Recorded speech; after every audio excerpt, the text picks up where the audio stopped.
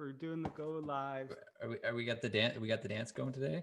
This is the go live dance. I'm practicing being a TikTok or Instagram star. Whatever happened to the shuffle? Which shuffle? The Harlem? There was some sort of shuffle. No, that was the Harlem Shake. The Harlem Shake. Okay, not the Harlem Shuffle.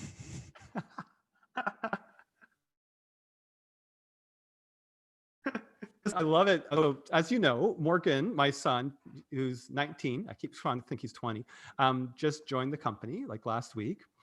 It's very exciting. And we were talking this morning, and somebody said something, and he was like, "What does that mean?" So, okay, I just haven't heard that word before. I can't remember what it was. Digs, because he just moved to Montreal. So, what are do you like your Got new some digs? new digs. You got some new digs. What do you like the new digs? And it was just so funny because it's just like, man, the youth these days, The kids the kids these these days. days, holy cow. All you have to do to make adults feel completely like out of sync with the times, because we're so like, the times are so much in our face right now, right? We see it everywhere. We see it all on social media. The language pervades and moves very fast. Is to say, sorry, I don't understand that word, because now immediately you're thinking, oh my gosh, did I just use like groovy or something that was like ancient? That's swell. Okay, Grandpa. Yeah, I know. So I thought that was absolutely brilliant. And more from the team. Like, the team is good fodder today. More from the team. Bud this morning said, "Howdy doody." And you know what my response to howdy doody was? No idea. I was like, "So you want to know how I duty?" That's like my best dad joke ever. Just Like, nailed it. there's a 4-year-old out there that might be watching this. I hope, even though they're on their parents' thing, and they're like, "That was amazing." Right. With parental discretion. Yeah. Like, just like overlooking onto the iPad. Like, what are you watching? Oh, it's like a marketing thing. Oh, can I watch with you? And then he says, "How do you duty? How do you duty?" And he's going to use that joke, and it's going to spread through all of the school systems online throughout the Well, universe, throughout the I world. I mean, it's the butterfly effect. Yes, we just might have averted World War IV there, or III. Not sure which one, because of that butterfly, the howdy doody butterfly. Things have long time scales. Yeah, the how do you duty butterfly just changed our future by me stating this. You right? And we just got a reminder that we are in fact streaming on all services, so the entire world gets to be informed. Even Twitch. Hi, Twitch. Come on, this has to be good Twitch stuff. How do you duty? Howdy doody? That is good Twitch fodder. It's gold. I don't know how we do not It's have gold, a Twitch Brent. audience Gold. yet. I know we should be doing video games. So I got a report recently that one of our Twitch shows got 0.9 viewers, and I didn't understand that. Like half a child. Everybody has like averaging 2.5 children per thing. Yeah. Is that what you're talking about? Yeah. So they didn't quite fully commit. No. Well, they like 90% pressed down on the mouse, but they didn't quite get to 100. That's right. They were, yeah. So 0.9. I guess on a single show that doesn't make sense. 0.9 viewers, unless they watch for 0.9. One person watched for 0.9 of the show, but I don't think that's what the measurement's supposed to be. Yeah, because then you would only get a full view if they watched the whole thing. I guess so. It's possible. Obviously, we do not know our Twitch. We are not Twitch aficionados. I mean, we're just some boomers. Yeah. So we got 1 more minute. I got one more thing for you. So keep them coming. Yeah. So like, son, new digs, Montreal, drove him here from Toronto to Montreal yesterday.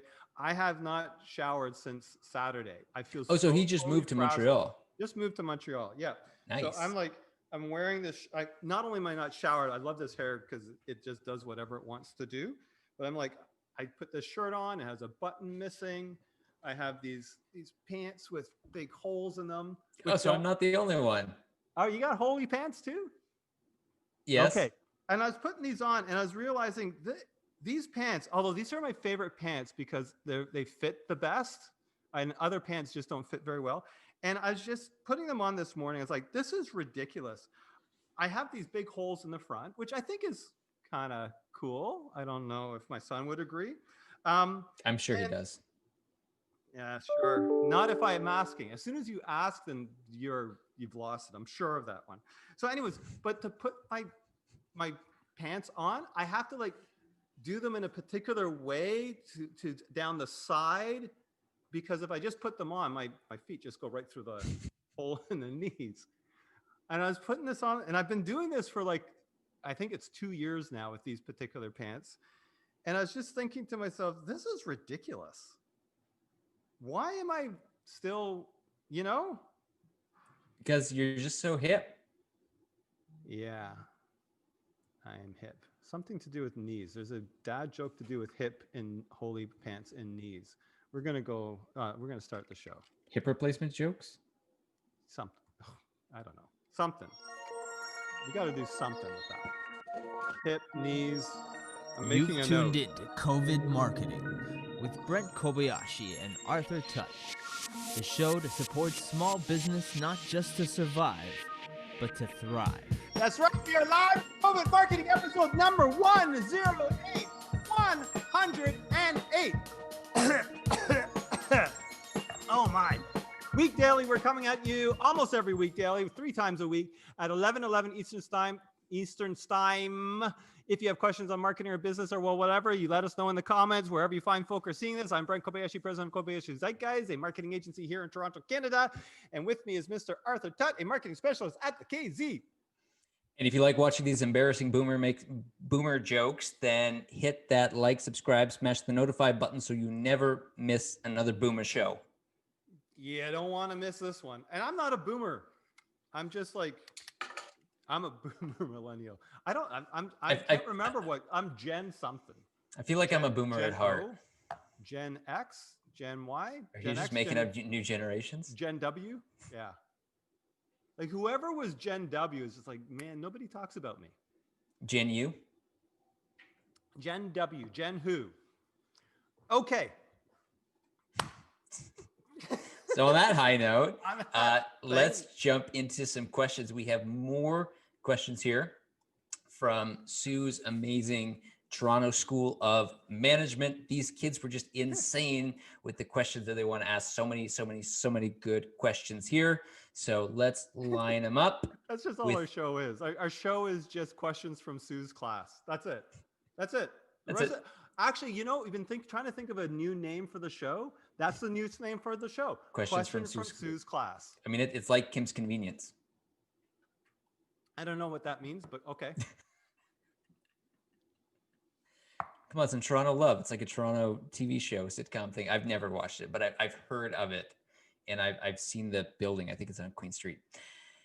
Moving this along to the questions, we got some big juicy ones. Why? Start with the why question. Why did you create your own company? Why did I create my own company? Because I thought I was going to get fired. I literally thought I was going to get fired. I wasn't fired. So what happened was there's this really important to me project I had been championing about this interactive voice response system and knowledge base and all this kind of stuff. It was like really, really super cool. I thought it was going to save the money the money. I thought it was going to save the company lots of money. Instead it saved the money lots of my company. And one of my direct reports, they said, your direct report is going to do this big thing, and your direct report is going to report to this person. And I looked at that and I was like, you guys don't like me. Kicking me out of the loop here. At least I took it that personally, or they didn't think I could do the job, which, it was whatever. I was 25 years old and I had lots of responsibility and no capacity to,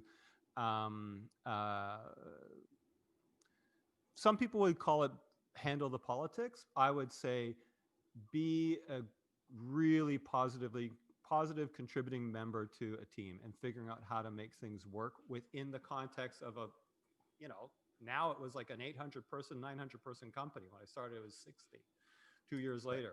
So I just didn't know how to manage that. You were just some punk kid. Essentially, yeah, I knew I was right. I did. And just nobody could see your Nobody wisdom else and your knew logic. I was right because I couldn't manage the dynamics. It didn't work. So, I mean, that's okay. It worked for a while. Like I was a bit of a rock star at some points, maybe particular half days of the year or, particular slices, things were really pretty cool. And then at times I was not. So either it worked or it didn't work. So that was one of the reasons. So now I didn't intend to actually have my own company. I just kind of doing, I guess, sort of freelancey kind of things, whatever was coming my way, and applying for jobs. So I was really, applying to get work. And quite frankly, I think I went to one or two job interviews and I hated it, like literally loathed it in every fiber of my being. Oh, and this is going to sound so horrible.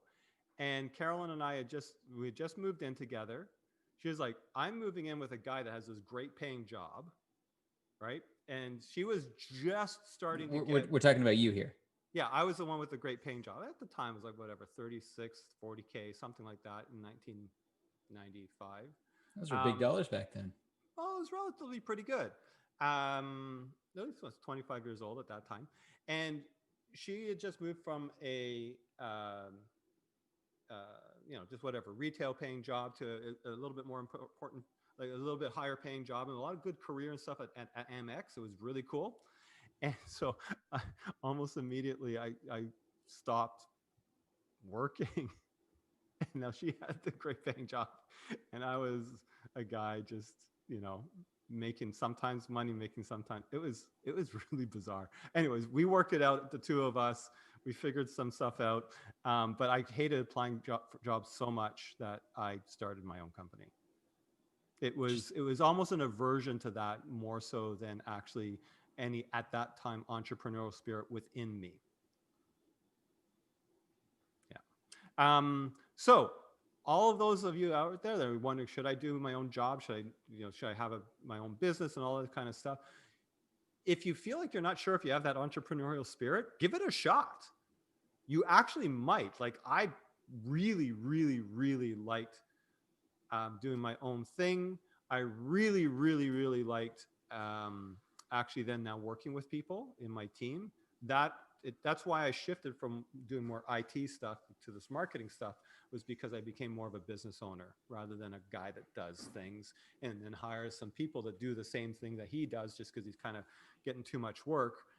But you're still doing the things. Right. So I mean, so that's when I actually had my own company. Right. Before I was just doing stuff and charging people and freelancing and stuff. I didn't actually have my own company until I hired people and then stopped being the person that could do the things that we did. Right. So like, it sounds to me like there was a lot of like, you were really like excited to work and you loved doing work and you were a hard worker, but there was just something about like going and like asking somebody for a job where you're like, nah, I'm just going to do my own thing here. We can do something better than this.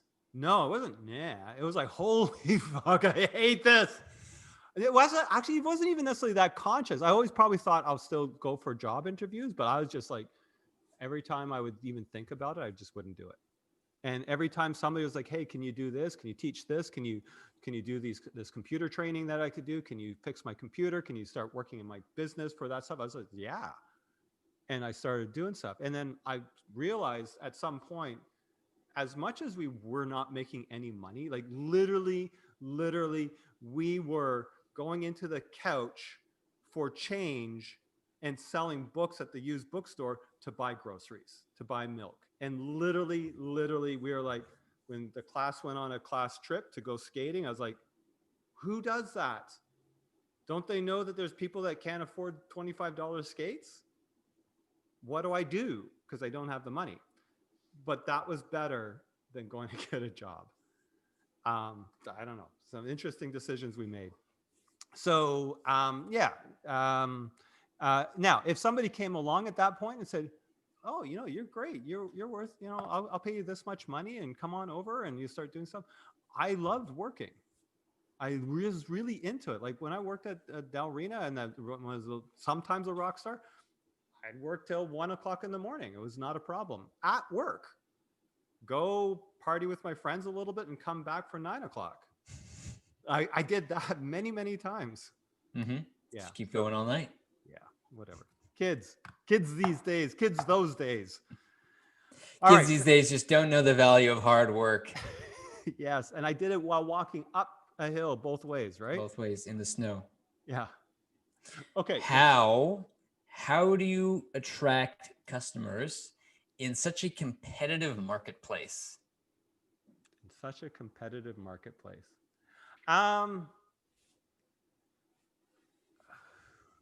First of all, a competitive marketplace, I'm going to just say, is a little bit of a mindset. Okay.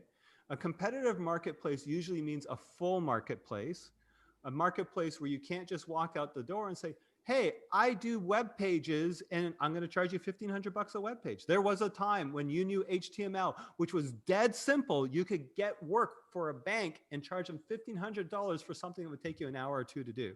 And it was easier to do, like, visually, it was like nothing. So a competitive marketplace just usually means a full marketplace. There's a lot of people in that marketplace competing. It doesn't mean that it's not easy to attract customers. It just means that there's a lot more noise out there. So recognizing there's a lot more noise, there's a lot more people that will get into the market, which means that the barriers to entry are very low, at least in our current marketplace and many different marketplaces. This is a very wide-ranging philosophy or approach or thing that happens. Is that there's probably a lot of disappointed people, especially in our stuff, anything that's a little bit more complex, which means they're not getting quite what they want. So I would say, first, focus on them. Like, you literally have to, in your bones, think they and their success is way more important than yours. You should not be successful at all if they're not successful. That's one. Two, do not care if you get the job. Literally, your approach, the way you communicate with them, is you don't care if we get this job or not. And the word that gets thrown out there a lot, and it is a true word, but you have to somehow back it up with how you get into it with the client or potential client, is this a right fit for the two of us? That's what we're determining here. This is for all service industries. And then be absolutely confident and convicted in what you're going to deliver. Because you don't care if you get the job, therefore you're going to deliver them, and you're going to deliver whatever value you need to give them to see your particular perspective. If you feel like, I'm not sure if I'm confident that I can deliver this, then be really upfront with them and say, this is how we're going to get you to where you want to go with this. I have used this technique, and it's strange to call it a technique because it's more of a mindset, and you've seen this. Somebody will come to us and they'll have a $3,000 job for us, and it turns into a $15,000 one because I don't care if I get the job, not just because it's too small. Sometimes they're larger numbers. All I care is, are they going to achieve what they think they're going to achieve? Right. That's it. Are we going to be able to support them to achieve what they think they're going to achieve? In other words, if they think it's that small, but they're kind of need to be this big, then you show them, this is what I actually, from our experience, from what we're doing, this is what you need to do. So either, and the opening is, if you cannot afford that 15K right now, and it needs to be this amount, this is either how we would get you to that next step for that smaller amount, and frame that exactly how it is, set their expectations very well. Or this is what I would like you to do as you go look at another vendor to give you that amount. Usually it means you need to let go of your expectations on how good this project is going to be. in order to get to that amount, you need to focus on what really, really, really matters. Your minimum viable product, your minimum viable thing that you're going to put out into the world at that price point. Because otherwise you're going to run into some challenges, and it's going to turn into one of those, especially with websites, projects that take 6 months. You're going to end up spending more money than that anyways, and you're going to be so disappointed at the end, and you're going to turn to a company like ours to try to rescue it. And it's not even their fault or your fault. I would always put it actually on the agencies. They're just maybe not as experienced as they could be. But yeah, so be confident. And then in terms of attracting customers, it's like market versus sales. Like just go to marketing, marketing, marketing, less selling, selling, selling. You notice that the sales wasn't even really selling. And network, right? Because you can get commodity stuff off the shelf. And so people need to feel like you're the one that can deliver what they're looking for as a person.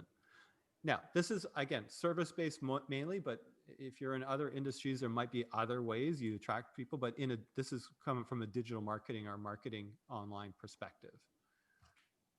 There you go. Oh, I feel like you hit a really good point there, which is from the client's point of view, what they're most concerned about is actually seeing the results, getting the results that they wanted. And so I liked what you were saying about taking on like a client that maybe it was a smaller job would normally take on, but by working to help them to actually achieve their results, then they say, wow, these guys actually helped me out. Oh, by the way, I actually have this bigger project. I have this website, I have this app, I have this other thing they want to do. Now we've built some trust, and now it's like, let's do it. You never, ever, ever know where it leads.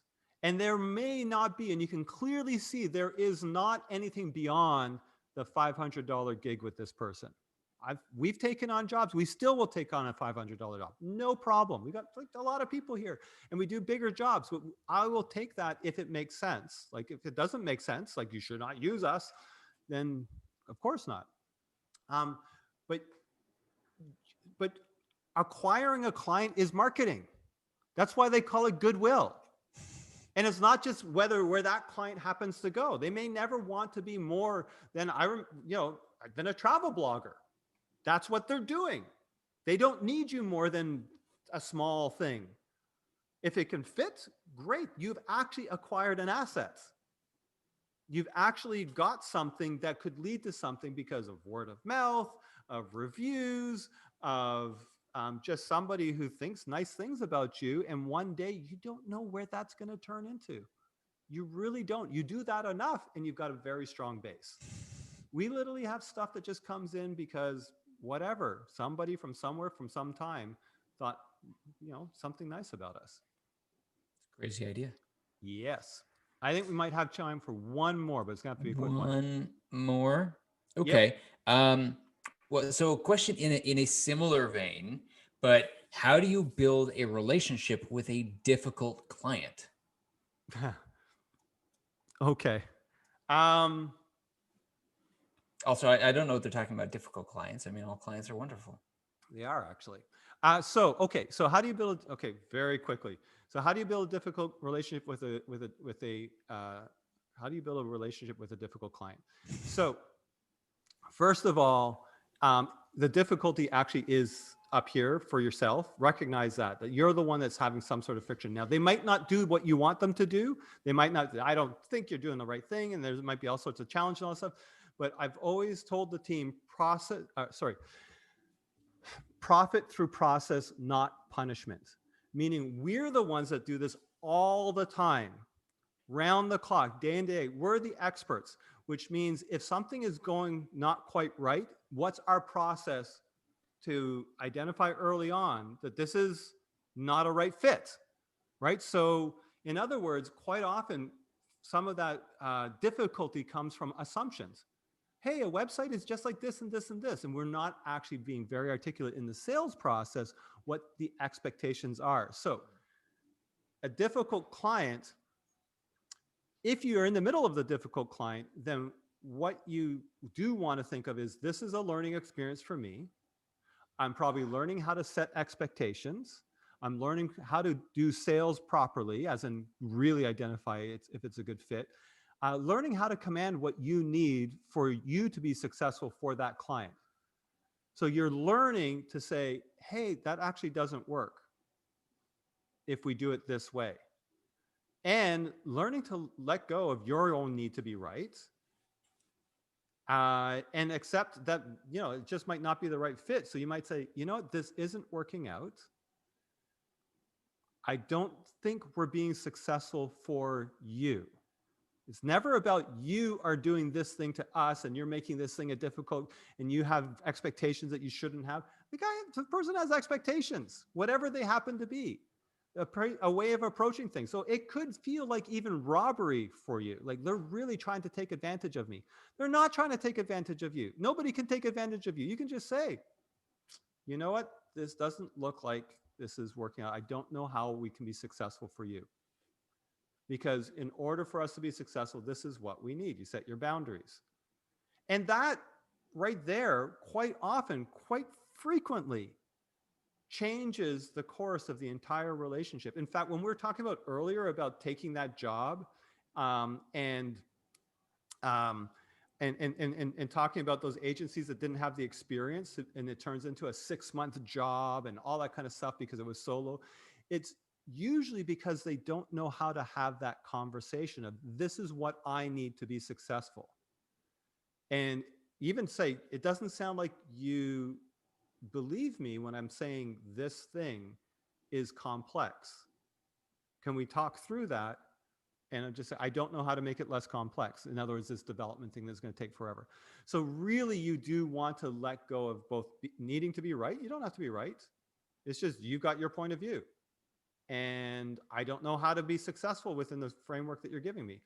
The other thing is also we look at it and say, do I want to keep this? I want the money. Therefore, I'm going to accept that I'm doing this. And then let go of your resistance to the client. Because it's like, okay, well, you know what? Like we literally just did something that took us 50 hours that we're going to charge 20 hours because we're like, that was very challenging. The client kept on asking for changes and it kept on tweaks and then it started and it stopped and did all that kind of difficult client stuff. But you know what? It was okay. We wanted to make them happy. So we just did. I don't know if we've learned something from it. We have. It might not be really surface knowledge with that particular one. So it's okay. At times, we will actually go through the process to do a lessons learned to actually say, what have we learned from this one? At times, we'll be like, we don't have the time to do that. So therefore, we're going to chalk it up to, yeah, it happened. Okay, let's hope it doesn't happen again. Then the last thing, geez, we've gone past. So the last couple of things on this is ABC. Recognize that as much as this might feel like a difficult client to you, always be converting. What can you convert this into as a positive thing for you? Look at your own self-interest to say, what's the positive thing? It could be just cash, but it could be this client saying, wow, this is a great review for this person. And believe it or not, it could be that this client doesn't actually think of you in the way you think they're thinking of you, as in this person, is doing a terrible job and all that kind of stuff.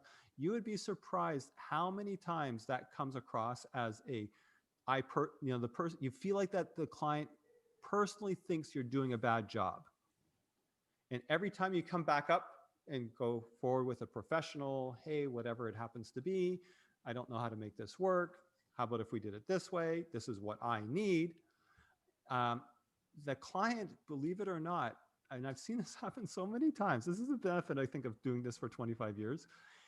They might 2 years later think really good things about you and not remember all the difficult client things. You see it in relationships all the time where you feel like the other person thought badly of me because of the way they came at you, the energy that they came at with you. They seem to be angry and all that kind of stuff. And really the person was like, that's just the way they were. Maybe they're you think of them having a bad day or just stressed out a little. Or maybe even they went with another marketing firm for a few years, and then a couple years later they realized, wait, this new marketing firm is actually terrible. Those Kobayashi guys actually really knew what they were doing. That happens a lot too. So that, by your approach, it might give them a different context by which to measure future people, by which it may then shift the conversation because you're now, remember, ABC, always be converting. You're losing a difficult client. It didn't work quite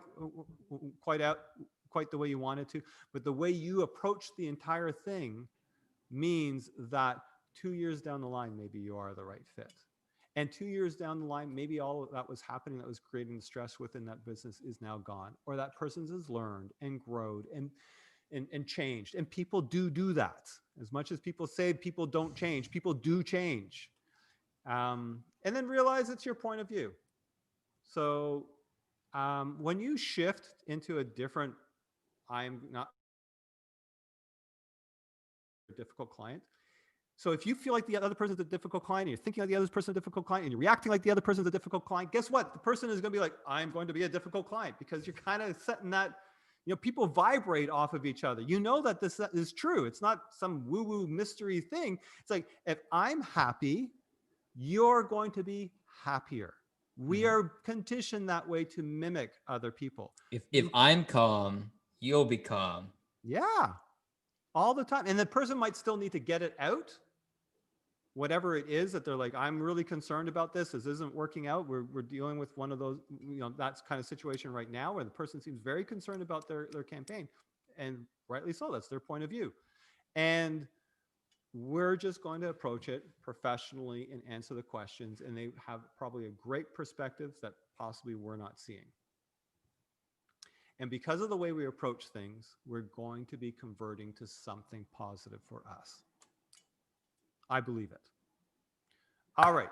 That's it. Nailed it. You good with that one? All right. So if you've got difficult clients, or you feel like you've got difficult clients and you want to reach out, we can chat it through. Not a problem. It is literally look to see what you are in control of, what you are able to do yourself, because that's actually where the gold lies. And it might be saying goodbye. People talk about firing clients all the time. That might be what fits you. For me, it doesn't. I tend to not fire clients. Usually I just change how things are going. Like, hey, next time it has to be $10,000, not $5,000, because you want to have more interaction and more iterations and more changes and more this and more that. That's what works for us. So as soon as you're ready to fire a client because you feel like they're a difficult client, think, what do I actually want? And if you just say, I don't want to see that person again, then it's you. You're the one who's attached to it. If you're not attached to it, you're like, well, what I want is this, this, this, and this. That would make this worth it for me. In some cases, it might be, wow, for that emotional labor, I want to triple my price. Then ask for it. You never know. I've seen it work. It happens. Okay. You've tuned in to COVID Marketing with Brent Kobayashi and Arthur Tutt, the show to support small business not just to survive, but to thrive. Thank you for joining us, everyone. COVID Marketing 108 has had its day in history. Now, tomorrow we will be broadcasting COVID Marketing number 48. Holy cow, which has all the goods on building a compelling outline for your Facebook video ad. More good stuff from our vault. We have a vault. Did you know we have a vault, Arthur? We have a vault, and you know what it's full of? Vaulty stuff? Vaulty gold. It's full of marketing gold in our vault. We've got some really good stuff. Like, we're at 108, and there is like tremendous valuable stuff. Gold. Literally gold, Brent. All right. Thanks for watching, everyone. Have a good late September, last day of summer. Fall is coming. My favorite season. And we'll see you on Wednesday. I was going to say solstice, but it's equinox. I don't know. One of those. Yeah, I think it's equinox because it's equally nox. Equinox. Yeah. So the nox is in equilibrium. That's what's happening tonight or something like that. Close Noxious. to now. Yeah. Sure. Knocked out. Yes. Knock. Knees. Something to do with knees. Knock on heaven's door. Yep. You're just gonna scream. You can take us out, David. It's okay. Knock and cut it. Knock it out. Knocks it out.